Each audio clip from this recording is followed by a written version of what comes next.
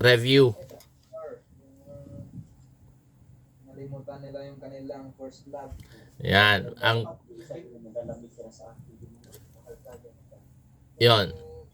Bugnaw na imong mga pastor. Isa sa namumukod tangi na complaint ng Panginoon sa Church of Smyrna ay yung kanilang first love na nakalimutan. Ngayon naman, the Ephesus, Church of Ephesus. Yung nakalimutan nila yung kanilang first love. Ngayon naman tatalakayin natin ang tungkol sa Church of Smyrna. Now, sa historical and geographical background ng Smyrna, ang city of Smyrna was an ancient city in Asia Minor. Ngayon, ang tawag sa kanya ay Izmir or Turkey. No? It was known for commercial prosperity, a major seaport city with a thriving economy. So, noong panahon na sinulat ni Pablo itong kanyang sinulat ng Panginoon ni John itong Revelation, itong Church of Smyrna, itong City of Smyrna, ang kasalukuyan ay tawag ay Turkey, ay kilala sa kanyang commercial prosperity. Maunlad ang komersyo dito, no? So meron silang seaport, meron silang ang kanilang ekonomiya ay talagang malago ang kanilang economy. And then ang kanilang lugar napaka-significant kasi meron silang barko. Nung panahon kasi ay may seaport sila. Nung panahon kasi wala pang eroplano, kaya kapag may seaport or merong pantalan ang isang lugar, ito talaga ay maunlad, no? Kino-consider na maunlad na lungsod dahil yung komersyo ay active doon sa Turkey, no? Sa Smyrna, City of Smyrna. And then cultural significance, ito namang City of Smyrna, it is the home to famous schools of science, medicine, and philosophy. No, maraming mga philosopher ang dito nag-aaral, dito natuto. So famous na sa schools of science, medicine, and philosophy. Also religious devotion to Rome. Ito naman ang leading center of emperor worship, no?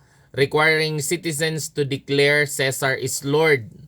Actually, kaya nagkaroon ng persecution ang mga Christians doon kasi ayaw nilang sambahin si Caesar, no? They refuse to worship Caesar, kaya sila ay dumanas talaga ng katakot-takot na oppression. So, itong lugar na to ng the City of Smyrna was also a place kung saan nakasenter yung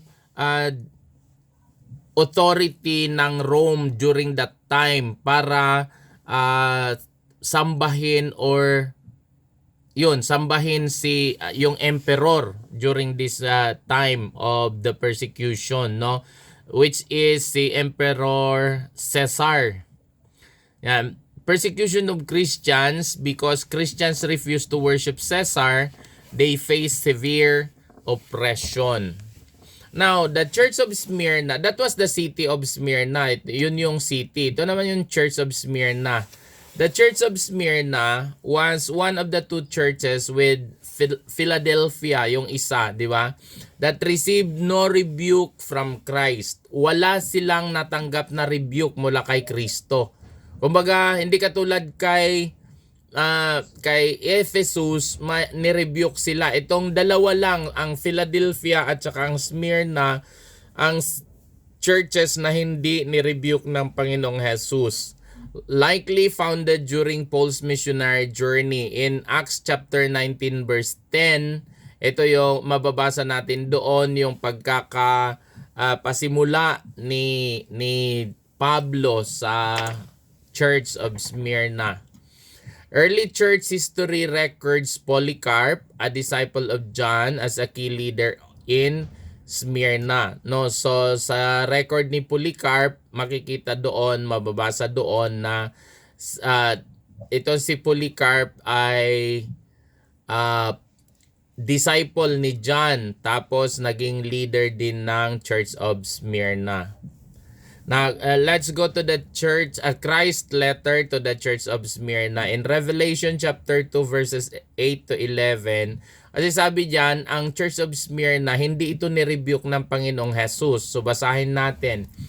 Ang sabi, and to the angel of the Church of Smyrna write, the words of the first and the last, who died and came to life. I know your tribulation and your poverty, but you are rich, and the slander of those who say that they are Jews and are not, but are synagogue of Satan. Do not fear what you are about to suffer. Behold, the devil is about to throw some of you into prison, that you may be tested. And for 10 days you will have tribulation. Be faithful unto death, and I will give you crown of life. He who has an ear, let him hear what the Spirit says to the churches. The one who conquers will not be hurt by the second death. No, so dito mababasa natin, wala talagang rebuke ang Panginoong Jesus. No? Katulad din sa church ng Philadelphia, hindi siya nagkaroon ng rebuke. Hindi niya ni-rebuke. Ibig sabihin, wala siyang hinanakit sa kanila. Hindi katulad sa ibang mga iglesia, no? Mga simbahan, doon sa 7 simbahan. Okay, the 5 elements of Christ's message to Smyrna. Una, letter A, the introduction. Revelation chapter 2 verse 8, the first and the last who died and came to life. Yung first and the last note doon na tinutukoy, ito ay kumakatawan o sumisimbolo sa eternal nature ng Panginoon, no? Pinapakita dito na ang Panginoon Diyos ay eternal. At ito yung title ng Panginoon na nagpapakita ng kanyang pagiging eternal. Ibig sabihin ng eternal, magpawalang hanggan. No, Isaiah 44 verse 6, sinabi niya doon, I am the first and the last, and beside me there is no other God. Ako ang una't huli at wala nang ibang Diyos maliban sa akin, sabi niya. And then sa Revelation 1:17 din, sinasabi niya din doon, I am the first and the last. Huwag kang matakot, sabi niya kay John, ako ang una at ang katapusan. No, so Jesus is sovereign over time, history, and persecution. No, so makikita natin na talaga ang Panginoong Jesus, pinakita niya dito na siya nga ay dakila, siya nga ay pinakita niya sa Church of Smyrna, dun sa sulat niya sa Church of Smyrna. Gusto niya sabihin na magtiwala kayo sa akin. Ano bang implication pagka alam natin na ang Panginoong Jesus ang siyang first and the last? Ano ba yung impact nun sa buhay ng isang Kristiyano? 'Di ba? Siyempre kung alam natin na ang Panginoong Jesus na ating pinaglilingkuran ay Alpha at Omega, siya ang first at saka ang last, meron tayong katiyakan sa ating paglilingkod. Amen? Amen. Meron tayong katiyakan sa ating paglilingkod kasi alam natin na sa pasimula, kung siya ang pasimula at siya din ang wakas, ibig sabihin nun, mula sa pasimula pa lang, alam na ng Diyos kung ano ang kanyang plano para sa ating buhay. Alam na ng Diyos kung ano ang gusto niyang gawin sa ating buhay at nalalaman niya din kung ano ang magiging dulo natin, ang ating hangganan. Kaya napakahalaga na magkaroon ng assurance tayo na alam natin na ang lahat ng ating ginagawa ay hindi nasasayang, sapagkat alam natin na ang lahat ng bagay na ating ginagawa, lalo na sa ating paglilingkod sa Panginoon, ay naka-record sa Kanya at nalalaman niya. At dahil siya ang simula at saka ang wakas, ibig sabihin, anuman ang ating pinagdadaanan ngayon, meron tayong assurance. Hindi tayo magtatapos sa mundong ito lang, kundi magtatapos tayo doon sa piling ng ating Panginoon. Sabi nga ni Pablo, kung ang aking pag-asa ay sa buhay na ito ay dito lang, ako na ang pinakakawawang nilalang. Subalit alam natin ang ating pag-asa ay hindi lamang dito sa mundong ito, kundi ang ating pag-asa ay nasa Panginoong Hesukristo na siyang pasimula at siya din ang wakas. Amen? Jesus is sovereign over time. Sa history, over time history, siya ay dakila, siya ay Diyos na hindi po pwedeng tumalikod sa kanyang mga pangako. Kaya kahit sa ating mga paghihirap, kahit sa ating mga persecutions, pwede natin siyang panghawakan, pwede natin siyang pagkatiwalaan, sapagkat alam natin na ang Diyos na ating pinaglilingkuran, hindi niya tayo tatalikuran. Amen? Amen. Ang sabi niya dyan, who died and came to life. Christ's resurrection gives us hope and gives hope to a suffering church. No, in 1 Corinthians chapter 15 verses 54 to 57.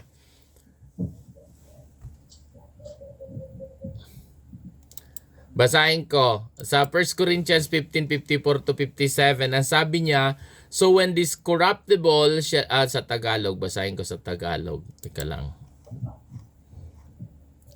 Sabi, datapwat pagka itong may kasiraan ay mabihisan ng walang kasiraan at itong may kamatayan ay mabihisan ng walang kamatayan, kung magkakagayon ay mangyayari ang wikang nasusulat, nilamon ng pagtatagumpay ang kamatayan. Saan naroon o kamatayan ang iyong pagtatagumpay? Saan naroon o kamatayan ang iyong tibo? Ang tibo ng kamatayan ay ang kasalanan at ang kapangyarihan ng kasalanan ay ang kautusan. Datapwat salamat sa Diyos na nagbibigay sa atin ng pagtatagumpay sa pamamagitan ng ating Panginoong Hesukristo. So, itong sinasabi dito that I am the first and the last, the one who died and came to life.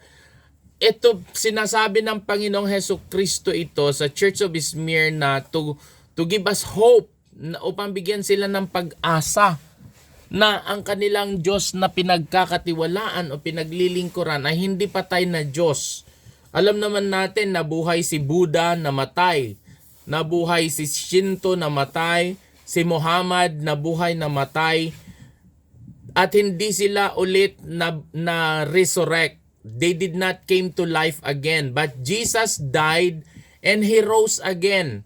Tanging ang Kristyanismo lang, tanging tayo lamang na sumasampalataya sa ating Panginoong Hesus ang may pag-asang katulad nito, sapagkat alam natin na ang Panginoong Hesus na ating pinaglilingkuran, hindi siya nanatiling patay. Bagaman siya'y namatay para sa ating mga kasalanan, hindi siya nanatiling patay, kundi sa kanyang kamatayan,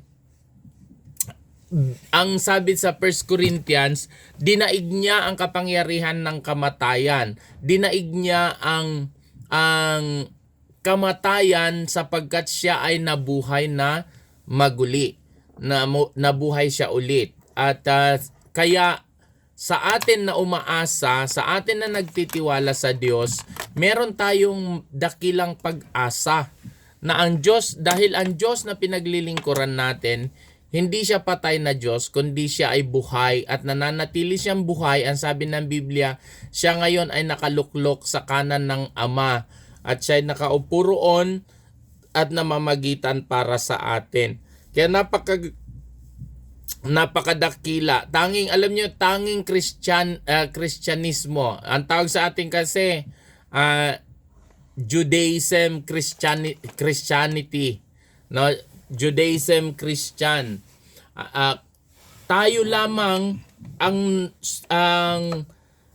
sumasampalataya, or tayo lamang, ang Kristyanismo lamang ang may Diyos na nabuhay, namatay pero nabuhay ulit. At tayo lamang sa lahat ng mga belief sa buong mundo, only Christianity have this hope, ang may ganitong pag-asa na ang Diyos na ating pinaglilingkuran Bagaman siya'y namatay para sa ating mga kasalanan, subalit hindi siya nanatili sa kamatayan sapagkat siya'y bumangon, siya'y nabuhay na maguli at siya ngayon ay nakaluklok sa kanan ng Ama, no? Letter B, Christ commendation. In verse 9, sabi niya doon, commendation ibig sabihin appreciation, yung na-appreciate ng Diyos, yung ano ba sa Tagalog ang commendation? Ano ba ang commendation? Approval, yan. Approval. Praise, yung papuri. Papuri ng Panginoong Diyos sa Church of Smyrna. Ang sabi niya, I know your tribulation and poverty. Jesus acknowledges 3 hardships the Smyrna church faced. Tatlong hardship ang inacknowledge ng Panginoong Jesus. Ang kinilala ng Panginoong Jesus. Una, yung kanilang tribulation. Tribulation nila sa pamamagitan ng persecution. Sabi ng Panginoong Jesus, nalalaman ko ang inyong mga pagdurusa. No? Isang bagay na katotohanan maging sa ating kapanahunan. In significance, ang significance nito sa atin, kung i-apply natin ito sa ating kasalukuyan na mga kalagayan, alam natin na alam ng Diyos ang lahat ng ating paghihirap. Amen. Ano naman ngayon ang impact or an epekto kung alam ng Diyos ang ating mga paghihirap sa palagay nyo? Pastor. Ano naman ngayon ang impact sa atin kung alam ng Diyos ang ating paghihirap? Ano naman ang effect nito sa ating buhay? Ha? Pastor. Kumpiyansa, Pastor. Kumpiyansa? Pastor. Ano? Yung confidence. Confidence, kumpiyansa. Magkakaroon tayo ng confidence. Confidence na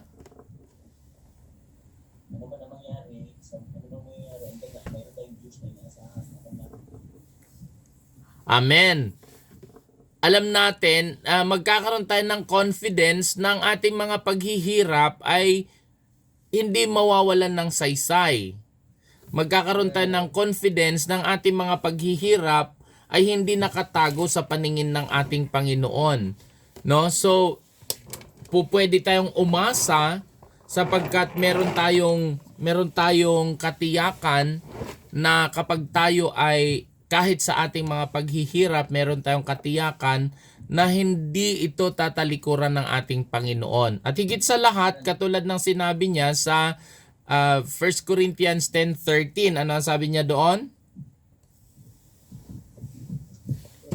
Hindi ko kayo bibigyan ng pagsubok na hindi nyo kaya. Ang sabi niya, sa halip sa mga pagsubok na ating pagdadaanan, bibigyan niya tayo ng daan upang tayo ay makalabas mula sa mga pagsubok na ito. Yun ang pangako ng Diyos. No? Sapagkat nalalaman niya na tayo ay ang ating mga persecution ginagamit ng Panginoon or inaalaw ng Panginoon upang lalong ma-magnify ang kanyang pangalan. No? So, yun. Going back to the Church of Smyrna, kinilala ng Panginoong Jesus yung kanilang tribulation, yung kanilang persecution ng mga pinagdaanan kahit sila ay heavily oppressed sa kanilang pananampalataya, katulad ng sinasabi ng 2 Timothy chapter 3 verse 12. Ang sabi niya doon, in verse 12, ang sabi niya, oo, at lahat na ibig mabuhay na may kabanalan kay Kristo Jesus ay magbabata ng pag-uusig. So, meron talagang pag-uusig. Amen? Meron talagang pag-uusig. At sa mga pag-uusig na ito, makikita natin na ang Panginoon, meron siyang paraan upang tayo ay bigyan ng kapayapaan sa ating puso. sapagkat katulad ng kanyang pangako, ipinangako, nalalaman niya ang ating mga paghihirap. At dahil nalalaman niya yung pag-uusig na ginagawa sa atin, ang Diyos ay nangako, hindi niya tayo pababayaan. Amen? Pangalawa na na-acknowledge ng Panginoon sa hardship ng Smyrna, sa paghihirap ng Smyrna, ay yung kanilang pagiging dukha or kanilang pagiging mahirap, no? Yung materially nawalan sila. Materially they are lacking. Many lost jobs and possessions for refusing to worship the emperor. But Jesus calls them rich in faith. Isipin nyo yon, kasi hindi sila nag-compromise. Hindi sila sumamba sa emperor. Dahilan dito, nawalan sila ng mga trabaho. Nawalan sila ng material na mga bagay. At bagaman sila ay kulang or salat materially, ang sabi ng Panginoon, subalit kayo mayaman. Mayaman kayo, sabi ng Panginoon. Di ba? Ayan, sabi niya, I know your tribulation and your poverty, but you are rich, and the slander of those who say that they are Jews and are not, but are synagogue of Satan, sabi ng Panginoon. So nalalaman ko, sabi ng Panginoon Diyos, ang inyong karukhaan. Nalalaman ko na kayo ay dukha, subalit kayo'y mayaman, sabi ng Panginoon. Mayaman sila saan? Sa pananampalataya. Mayaman sila sa pananampalataya. Sapagkat kahit sa James chapter 2 verse 5, ang sabi niya, dinggin ninyo mga minamahal kong kapatid, hindi baga pinili ng Diyos ang mga dukha sa sanglibutang ito upang maging mayayaman sa pananampalataya at mga tagapagmana ng kahariang ipinangako niya sa mga nagsisiibig sa Kanya. Amen. Amen. Totoo ba yon? Totoo yun, Pastor. So ibig sabihin kapag dukha, pupunta sa langit? Depende na, Pastor. Paano naman, Pastor, kung walang pananampalataya? Kasi kung minsan, no, pero ito kung minsan, nagiging nagiging controversial ito sa church. Lalo na kayo magpapastor na kayo, kapag kayo nagpastor at nakita ng mga miyembro. Marami kasi mga miyembro na kulang ang kanilang pangunawa sa ganitong mga bagay. Iniisip nila kapag ang pastor ay yumaman, makasalanan na siya. Kayo ba naniniwala kayo kapag ang pastor ay mayaman, makasalanan? Depende. Kasi kung minsan, maraming, lalo na ngayong panahon, hindi na nakapagtataka na ang mga pastor ngayon ay mayayaman kasi marunong na magnegosyo ang mga pastor ngayon, 'di ba?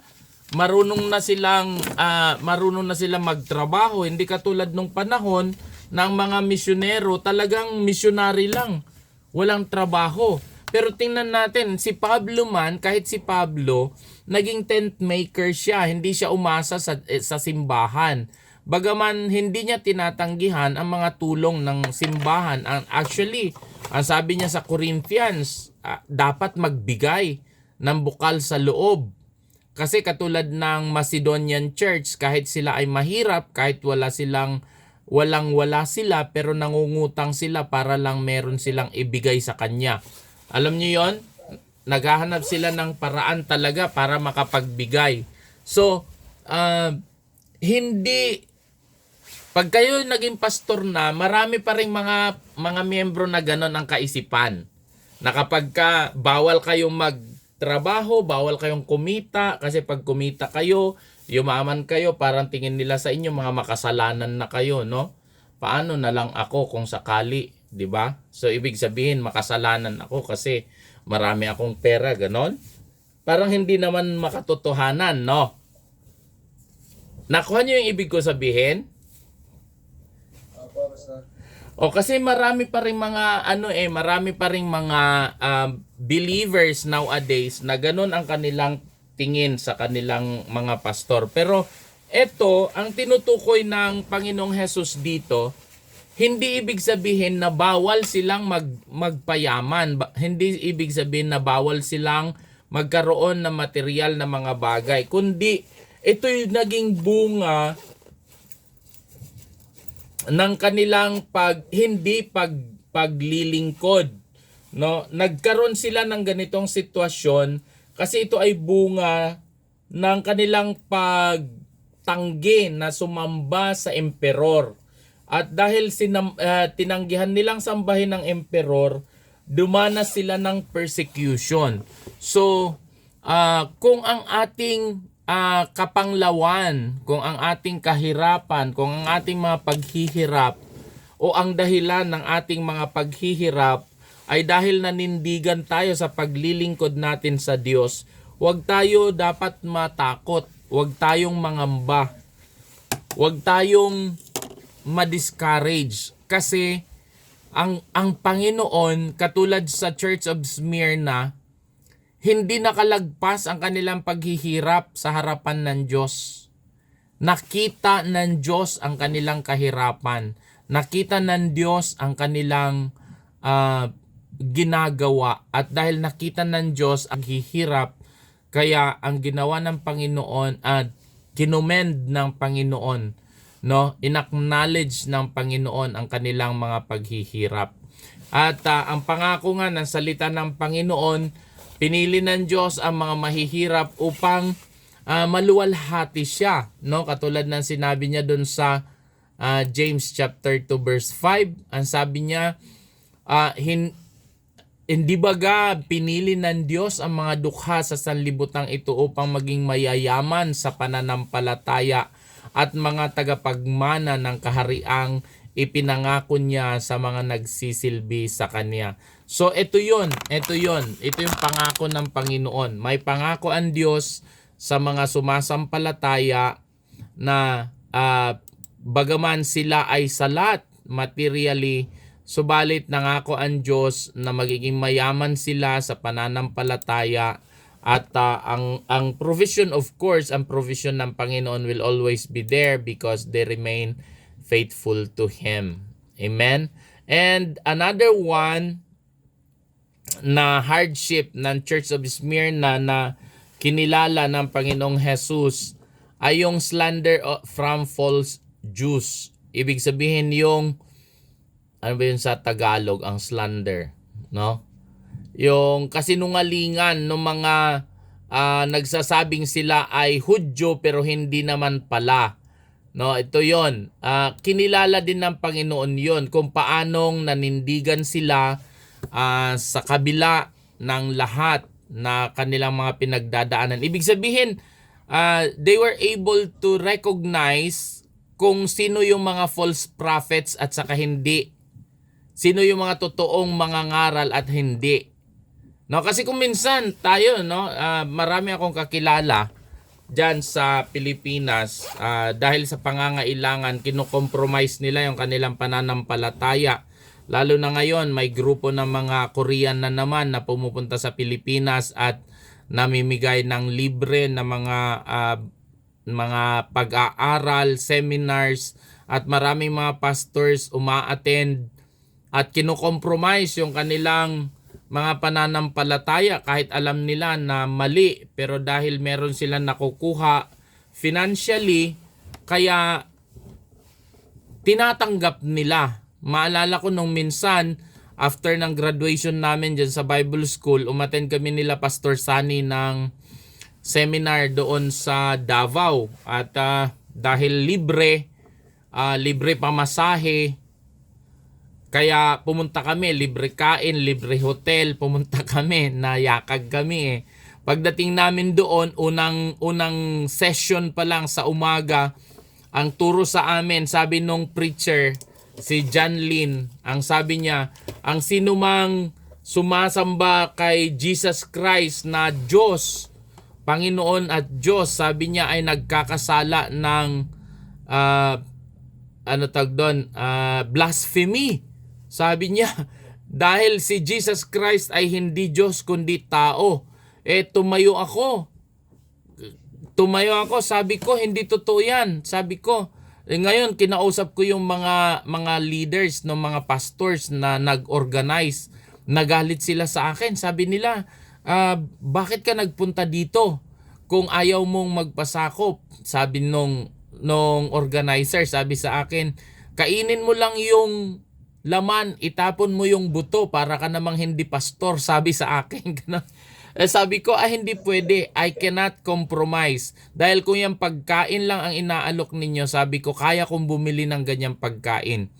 Kung perang pamasahe, may pamasahe ako nagpunta dito, may pamasahe rin akong bumalik. Alam nyo, naglakad talaga ako galing dun sa yung papuntang Kalinan. Mga 5 kilometro galing dun sa bundok kasi yung bundok yon, bulubundukin, tapos parang campsite, parang yun yung sa Tamayong ba, sa ni Kibuloy. Hindi ba ganun ka-develop noon? Yung garden ni Kibuloy, yung Garden of Eden, galing doon, naglakad talaga ako hanggang Turil. Oo, yun, naglakad ako galing doon hanggang Turil, mga 5 kilometro yun. Tapos umuulan pa, pasan-pasan ko yung bag ko na ang laki-laki. Talagang hirap na hirap ako, pero masaya ako kasi alam ko hindi ko kinompromise yung pananampalataya ko. Naiwan si Pastor Sani noon kasi ayaw niya umalis. Sabi niya, oo nga, kainin na lang natin kung ano ang laman, itapon ang buto. Ako sabi ko, hindi ko kaya. Ayokong mag-compromise. Sabi ko, ayokong mahaluan ng mali na kaisipan ng aking kaisipan. Baka ako ay magkaroon ng doubts. Kaya umalis talaga ako, iniwan ko. No, ito yung ugali ng Church of Smyrna. Ganito sila, na kahit yung mga nagsasabi na sila ay mga Hudyo pero hindi pala, they were able to recognize at nanindigan sila kung ano ang tama. Kaya commended sila ng Panginoon, no? Kinomend sila ng Panginoong Jesus. Kasi nga nakita ng Panginoon yung kanilang katapatan. Sa John 8:44, ang sabi niya doon,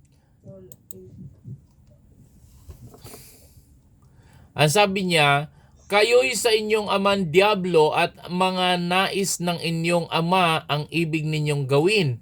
Siya ay isang mamamatay tao buhat pa ng una at hindi nananatili sa katotohanan sapagkat walang katotohanan sa kanya. Pagka nagsasalita siya ay kasinungalingan,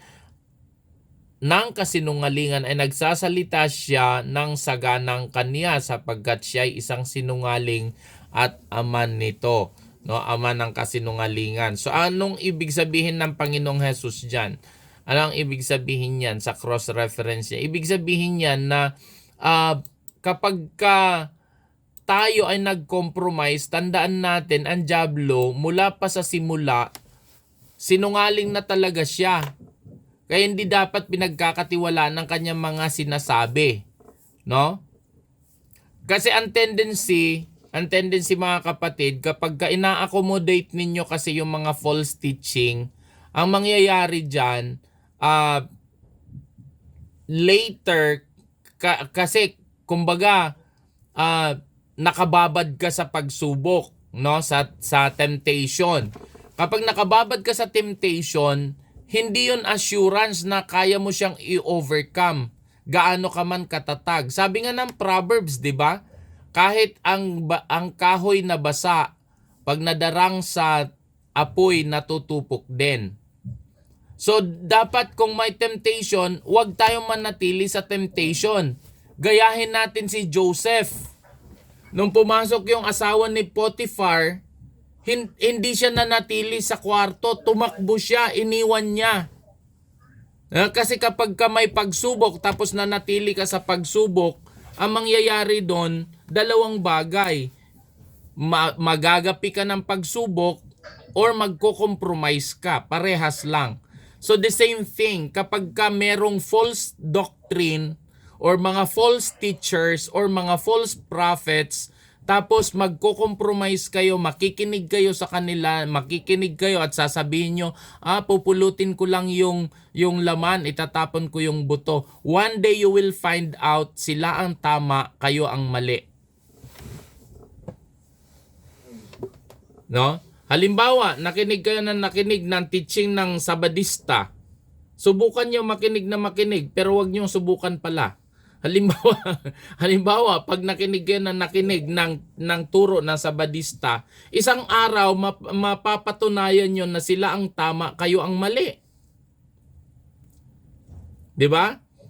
Kahit sa saksi ni Jehovah, kasi merong kasinungalingan ang dyablo. Dahil ang dyablo ay matalino pagdating sa pagsisinungaling. Sabi nga ng Panginoong Jesucristo, di ba? Dito, they are the synagogue of Satan. At dahil synagogue of Satan sila, alam ng Diyos na si Satanas ay naghahari sa kanila at merong scheme, merong paraan si Satan upang i-twist ang ating mga pananampalataya. Kaya hindi nakapagtataka, maraming mga pastors, bagaman sila'y pastors, matagal na naglilingkod sa Diyos, pero kapag dumarating ang mga ganitong mga pagsubok, nakakalungkot na sila ay natatangay at iniiwanan ang kanilang unang pag-ibig, iniiwanan ang kanilang pananampalataya. So yan ang lagi niyong tatandaan. Kapag merong false teaching, huwag kayong magko-compromise. Huwag niyong i-dip. Ano ba tawag dito? I-dip yung daliri ninyo. Ayaw isawsaw ang inyong daliri, ang inyong tudlo sa mainit na tubig. Gaano man ka konti ang iyong kamay, part of your skin, pag dinip mo, sinawsaw mo sa kumukulong tubig, mapapasok ka pa rin. Ganun din sa false teaching. Kapag may mga nagtuturo na mali, do not ever compromise, do not ever try. Huwag nating subukan na sabihin na, ano lang naman yung pastor subok lang. Subok lang. Sa kakasubok mo, ang scheme ng Satan, ng kaaway, hindi mo namamalayan, nahulog ka na pala sa kanyang patibong. No? Then one day, mapapatunayan mo siya ang tama, ikaw ang mali, at nangyari, sumunod na sa kanya. Alam ko meron kayong kasama dyan sa Bible School dati na hindi nyo na inabot yata. Sumama na siya doon sa maling turo. At narinig ko ngayon minsan, hindi ko na matandaan kung anong pangalan niya. Pero sana bumalik siya sa Panginoon. Kasi ang alam ko, nang iinganyo pa siya, no? Nang iinganyo pa siya ng iba. Kaya lang wala kasi akong contact sa kanya. Kung may contact lang ako sa kanya, ako mismo susupalpal sa kanya eh. Ganun pa man, hindi rin inalaw ng Panginoon. No, sana nga manumbalik siya sa Panginoon. No? So, some Jews in Smyrna persecuted Christians, falsely claiming to represent God. Jesus identifies them with Satan, who opposes the true followers of Christ. In-identify sila ng Panginoong Jesucristo na Satan kasi they were opposing the followers of Christ. And then letter C, Christ command. Ano ang commandment ng Panginoon para sa Church of Smyrna? Ang sabi niya, do not fear, be faithful unto death. Dalawang bagay, huwag kang matakot, huwag kayong matakot, sabi niya, at maging tapat kayo hanggang kamatayan. Well, that's always the challenge sa paglilingkod natin sa Panginoon. Madaling magsabi kasi na, Panginoon, maglilingkod ako sa iyo habang ako'y nabubuhay. Paano kung humarap ka na ng kamatayan? Do you still serve the Lord? Kayo, magpapastor kayo, di ba? Nag-aaral kayo, pagkatapos na kayo ay makapagtapos dyan, pag graduate kayo, ano ang inyong mga plano? Ano ang inyong commitment sa Panginoon? Do you still continue to serve the Lord? Ipupurso nyo ba yung calling na tinanggap nyo sa Panginoon? Ipagpapatuloy nyo ba ang paglilingkod nyo sa Panginoon pagkatapos na kayo natapos na dyan? O maging katulad din kayo nung iba na natapos lang graduate kung saan-saan na napunta? 'Di ba? It is a commitment na sinabi ng Panginoon sa Church of Smyrna. Una, sabi niya, huwag kayong matakot. Bakit? Ano ba ang nagagawa ng takot sa buhay ng tao? Sabi ng salita ng Panginoon, I have not given you the spirit of fear, but spirit of love, power, and a sound mind. Ano ba nagagawa ng takot? Pag ang tao ay takot, ano ang nagagawa niya? Wala, Pastor. Ha? Ano ang nawawala pagka naghari ang takot? Nawawala ang pag-ibig. Panataya. Nawawala ang pag-ibig. Nawawala ang kapangyarihan. Nawawala ang katinuan kapag ka may takot. 'Di ba? Kahit sa psychology, karamihan sa mga depressed people na nabaliw, yung nervous breakdown na tinatawag. Kasi sa sobrang pagkatakot nila nawala sila sa katinuan. Bakit? Kasi yung kapangyarihan ng takot, pag ang takot ang nanatili sa ating puso, pag takot ang naghari sa atin, no? Magko-compromise tayo. Takot kang mamatay, takot kang magutom, takot kang mawalan. Ay di mag-compromise, ba't ka magpapastor? Walang pera sa pagpapastor, sabi nila. E di magtrabaho na lang tayo, mag-construction na lang tadong. Kaya maraming mga graduate sa Bible School hindi nagpapastor. Bakit? Kasi dahil sa takot. Takot na magutom, takot na mawalan, takot na hindi magawa. Takot sa mga bagay na hindi pa nalalaman. Pero ang advice ng Panginoong Jesus, ang command ng Panginoong Jesus, katulad sa command niya sa Church of Smyrna, do not be afraid. Huwag kayong matakot, sabi niya. Pangalawa, be faithful to death. 'Di ba? Ang sabi niya, huwag kayong matakot kung ano man ang inyong kakaharapin. Ang katunayan niyan, ang suffering sa paglilingkod sa Diyos, kaakibat na talaga yan. Kasi nga, ang sabi ng salita ng Panginoon, di ba? Makitid ang daan sa pagsunod sa Kanya at iilan lamang ang pumapasok rito. Iilan lamang ang makakasumpong, di ba?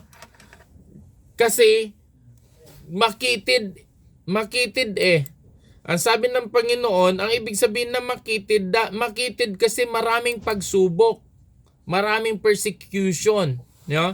Pero ang pangako ng Panginoon, Isaiah 41:10, ang sabi niya doon, huwag kang matakot sapagkat ako'y sumasa iyo. Huwag kang manlupaypay sapagkat ako'y iyong Diyos. Aking palalakasin ka, oo, aking tutulungan ka. Oo, aking aalalayan ka ng kanang kamay ng aking katuwiran. Isipin nyo yon. Pangako ng Panginoon. Huwag kang matakot, sabi niya. Huwag kang matakot sapagkat ako'y sumasa iyo. Huwag kang manlupaypay, sabi niya, sapagkat ako'y iyong Diyos at palalakasin kita. Isipin nyo yon. Napakaganda ng pangako ng Panginoon na kapag tayo ay nanalig sa Kanya, kapag tayo ay nanatili sa Kanya, nagtiwala sa Kanya, ang pangako niya, tayo palalakasin, tayo'y tutulungan, tayo ay gagabayan, aalalayan ng Kanyang kanang kamay ng katuwiran. Yung ang pangako ng Panginoon. Amen? Ibig sabihin noon, He is in control of everything. Kaya kung ang Diyos ang may control sa lahat ng bagay, magtiwala tayo sa Kanya. Kasi siya naman ay Diyos na kayang gawin ang lahat. Amen. Amen. Now, be faithful unto death, sabi niya, endure, even if it leads to martyrdom. Actually, yung mga naunang mga Kristiyano pinagdaanan nila ito. Sila lahat ay na-persecute, di ba? Maging ang mga naunang mananampalataya. Doon sa Book of Daniel, makikita natin kung paanong severe ang persecution na dinanas ni Daniel at ang iba pang mga Kristiyanong, ang mga mananampalatayang kasama niya. Pero dahil sa kanilang pananampalataya sa Panginoon, kaya sila ay tinulungan ng Panginoon at nagampanan nila, na overcome nila, so to speak, ang kanilang mga pagsubok na pinagdaanan. At dahil na overcome nila, sila naman ay pinapurihan ng ating Panginoon. No? Sila ay binigyan ng Panginoon ng tagumpay. In 1 Peter chapter 1 verses 6 to 7, ang sabi niya na ito ang inyong totoong ikinagagalak. Bagamat ngayon sa sandaling panahon, kung kailangan ay pinalumbay kayo sa mulit-muling pagsubok, upang ang pagsubok sa inyong pananampalataya na lalong mahalaga kaysa ginto na nasisira, bagamat ito'y sinusubok sa pamamagitan ng apoy, ay masusumpungan sa ikapupuri at ikaluluwalhati at ikararangal sa pagpapakahayag ni Hesu Kristo. No? So makikita natin yung pangako ng Panginoon, no, sa kanyang mga salita na bagaman yung mga pagsubok natin, wala namang nananatili na pagsubok, walang tumatagal.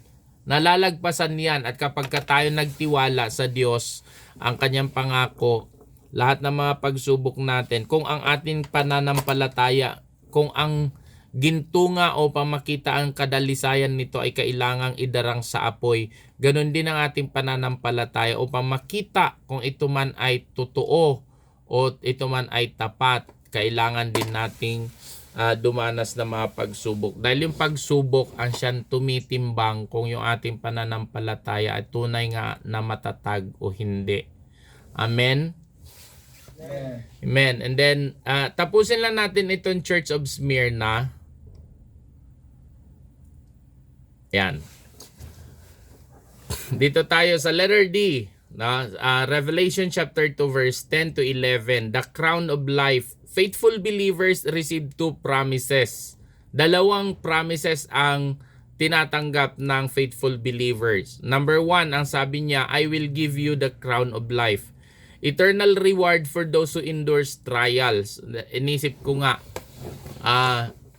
pagdating ng panahon, ilan kaya ang koronang aking tatanggapin? Siyam yun, di ba? Ay, siyam ba? Pito. Pito yung corona, di ba? Crown of life, crown of righteousness, crown of faithfulness. Basta, siyam yata. Siyam yung corona na yon. Ilan kaya doon ang pwede nating tanggapin, no? Siguro pagdating natin sa langit, patong-patong na yung corona natin. No, Rani?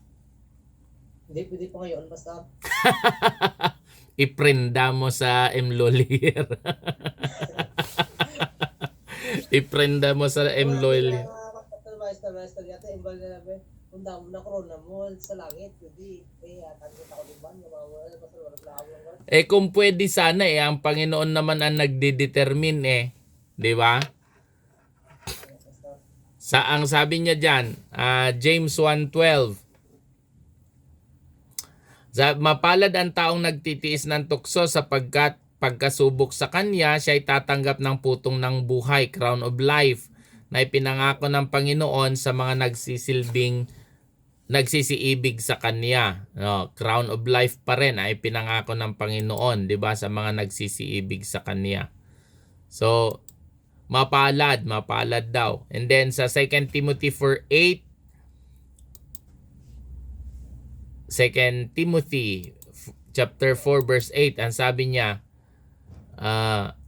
buhat ngayon ay natataan sa akin ang putong ng katuwiran. Crown of righteousness naman ito, sabi ni Pablo, na ibibigay sa akin ng Panginoon na tapat na hukom sa araw na yaon, at hindi lamang sa akin kundi sa lahat din naman ng mga naghahangad sa kanyang pagpapakita. So meron ding crown of righteousness, no? Yung sinasabi ni Pablo kay Timothy. Yan, 2 Timothy 4:8. So there is a reward At ang reward na ipinangako ng Diyos are always eternal. Hindi temporal. Number 2, the one who conquers will not be hurt by the second death. Assurance of eternal life. Yung una kanina, eternal reward. Ito naman ay assurance of eternal life. Revelation chapter 20 verse 6 and 14. Ang sabi niya sa Revelation chapter 20 verse 6 muna. Ang sabi niya, mapalad at banal ang makalakip sa unang pagkabuhay na maguli. Sa mga ito'y walang kapangyarihan ang ikalawang kamatayan, kundi sila'y magiging mga saserdote ng Diyos at ni Kristo at mga haharing kasama niya sa loob ng 1,000 taon. Ano ba yung second death na tinatawag? Yung second death na tinatawag ay yung eternal death. Yun yung sa dagat-dagatang apoy. No, so mapalad ang sabi niya, mapalad ang ang katulad sa Smyrna, Church of Smyrna, yung assurance of eternal life was given, assured, ipinangako ng Diyos sa kanila. No, sa verse 14, ang sabi niya, at ang kamatayan at ang hadis ay ibinulid sa dagat-dagatang apoy. Ito ang ikalawang kamatayan, sa makatuwid ay ang dagat-dagatang apoy. So ang second death na tinatawag dyan is yung impyerno, yung hell, yung dagat-dagatang apoy. Yun yung second death. At ang sabi ng Panginoon, the one who conquers will not be hurt by the second death. Kapag nagpatuloy kayo, sabi niya sa Church of Smyrna, kapag napagtagumpayan nyo ang inyong mga pagsubok, hindi na kayo dadanas ng pangalawang kamatayan. Yun ang sabi ng Panginoong Jesus. Amen? So, the spiritual condition of Smyrna, yan, application for the church today. Paano natin may apply ang kalagayan ng Smyrna sa ating pangkasalukuyang kalagayan, no? Letter A, faithfulness in persecution. Maging tapat tayo anumang mga pag-uusig ang ating maranasan. Persecution is expected for true believers. No, expected na natin 'yan. Katulad ng Church of Smyrna, many churches today faces oppression. According to Matthew chapter 5 verses 10 to 12, pagka tayo ay inuusig o pinagsasabihan tayo ng mga kasinungalingan laban sa atin, ang sabi ng salita ng Panginoon, kaysa magalit tayo, magdiwang tayo at magalak, sapagkat nalalaman natin na ang Diyos naman nagagalak sa ating mga pag-uusig na nararanasan. Amen? God rewards those who remain. Yes? Yung karate, yung nila, pastor, di mo pagbalusan, pastor? Kun ako? Hindi lang sila mapadakop sa akon eh. Hindi. Siyempre, ang sabi ng Panginoon, hindi, di ba? Kung minsan talagang mahirap, pero sa tulong ng Panginoon, magagawa natin. No? Mahirap, pero sa tulong ng Panginoon, magagawa natin.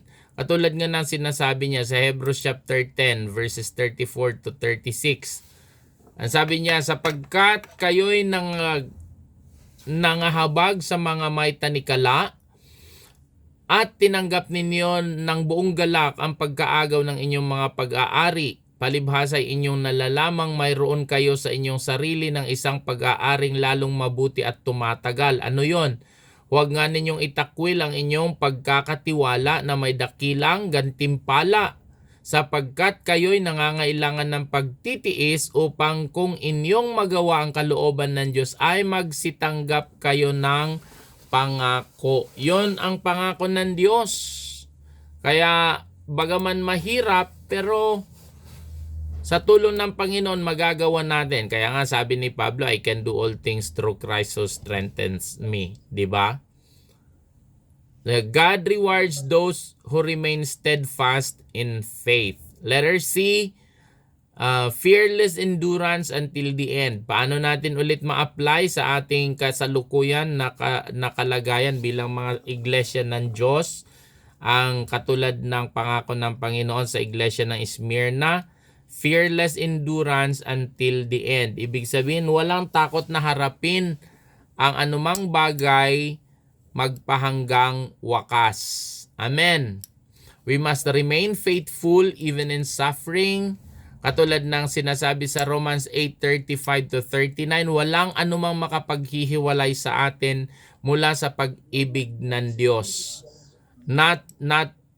Hindi ang kahubaran, hindi ang kamatayan, hindi ang kahirapan, hindi ang kawalan, maging ang mga anghel, maging ang mga may kapangyarihan, walang alinman ang makapaghihiwalay sa atin sa pag-ibig ng Diyos. Amen.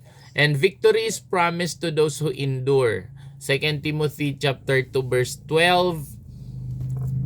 This will be our last verse for tonight. 2 Timothy chapter 2 verse 12. Ang sabi ng salita ng Panginoon, kung tayo'y magtiis, ay maghahari naman tayong kasama niya. Kung ating ikaila siya, ay ikakaila naman niya tayo. So that's the challenge ng salita ng Panginoon. Kung tayo magtitiis, mananatili siyang tapat kahit tayo hindi tapat, no? Kung babasahin natin yung verse 12, ang sabi niya, kung tayo magtiis ay maghahari naman tayong kasama niya. Kung ating ikakaila siya ay ikakaila naman niya tayo. Kung tayo hindi tapat, siya ay nananatiling tapat sapagkat hindi makapagkakaila sa kanyang sarili ang Diyos. Amen? So kahit tayo ay hindi tapat, ang Panginoon ay nananatiling tapat. Kaya dapat bigyan natin ng malalim na pag-unawa at significance ang pag-aaral tungkol sa letter ng Panginoon to the Church of Smyrna. Kung ating uunawain ito, napakalalim ng pagtuturo nito sa atin, sa buhay natin, no, sa ating paglilingkod sa Diyos. Kasi nakita ng Panginoon yung kanilang katapatan, nakita ng Panginoon yung kanilang paninindigan, nakita ng Diyos na hindi sila nagko-compromise at dahilan dito pinagpala sila ng ating Panginoong Jesus. Ganon din tayo. So kung may isang bagay man ako na iiwan sa inyo patungkol sa buhay ng Church of Smyrna na maaari nating i-apply sa ating paglilingkod, maaari nating i-apply sa ating buhay din bilang mga lingkod ng Diyos at magiging lingkod ng Diyos, no? Ay yung pagtatapat na huwag tayong mag-compromise, huwag tayong matakot na tumayo kung ano ang nararapat, kung ano ang matuwid, ano ang tama. Huwag tayong mag-compromise. Dahil ang sabi ng Panginoon, kung ikakahiya natin siya, ikakahiya niya rin tayo. Kung ikakaila natin siya, ikakaila niya rin tayo. Subalit kung magtatapat tayo sa Kanya, kahit kuminsan tayo ay hindi tapat, pero nananatili siyang tapat. Amen? So, yun ang aking iiwanan sa inyo. Sa mensahe ng Panginoon sa kanyang sulat sa Church of Smyrna. Next, tomorrow we will be studying a thorough study of the Church of Sardis. No, in the meantime, basahin niyo muna sa Book of Revelation chapter 3. Basa natin doon ng kwento ang sulat ng Panginoon sa Church of Sardis. Let us pray. We thank. Yes, okay. Anong tanong mo? Yan sa pagme-ministry mo, Pastor, na naranasan mo na bang mausig, Pastor? Ako? Sobra. Oo. Naranasan ko na lahat. Naranasan ko nga tanggalin sa organisasyon. Naranasan ko. Lahat ng pag-uusig, naranasan ko na. Naranasan ko mapahiya. Naranasan kong bawian ng lisensya. Naranasan ko lahat. Pero hindi ako tumigil, walang anuman nakapagpigil sa akin. Naranasan ko ngang kaladkarin mula sa pulpito pababa dahil ayaw nila ng aking tinuturo. Dahil hinuhusgahan nila ang pagkatao ko. Kasi dahil sa aking marital status, kaya hinusgahan nila ako. At yun, dahil dun sa